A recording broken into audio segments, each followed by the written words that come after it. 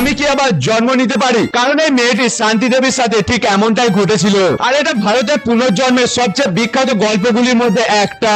1926 দিল্লি। শান্তি দেবী তখন মাত্র 8 বছর বয়স ছিল। হঠাৎ করে সে একটা আলাদা বাড়ির কথা বলতে শুরু করে, একটা আলাদা পরিবারের কথা। সে বলে তার একটা স্বামী আছে যে তার জন্য অপেক্ষা করছে এমন একটা শহরে যেখানে সে কোনো দিনও যায়নি। আর সে নিজের আগের জন্মের নাম বলে লুগারি দেবী। সে বলে সন্তান জন্ম দেওয়ার সময় মৃত্যু হয়েছিল তার মথুরাতে। এই গল্প এতটাই বিখ্যাত হয়ে যায় যে মহাত্মা গান্ধী পর্যন্ত এটা যাচাই করার জন্য একটা কমিউনিটির গঠন করে। এরপর যখন শান্তি দেবীকে প্রথমবার মথুরায় নিয়ে যাওয়া হয়, সে পুরো কনফিডেন্স নিয়ে একটা বাড়ির সামনে গিয়ে দাঁড়ায় আর বলে এটা আমার বাড়ি। তারপর সে বাড়ির ভেতর থেকে একটা লোক বেরিয়ে আসে আর তাকে নিজের স্বামী বলে দাবি করে। আর গুরু এখানে পুরো গল্পটা একদম পাল্টে যায়। ওই লোকটি বলে তুমি আমার আগের জন্মের বউ ছিলে, এটা আমি কিভাবে বিশ্বাস করব?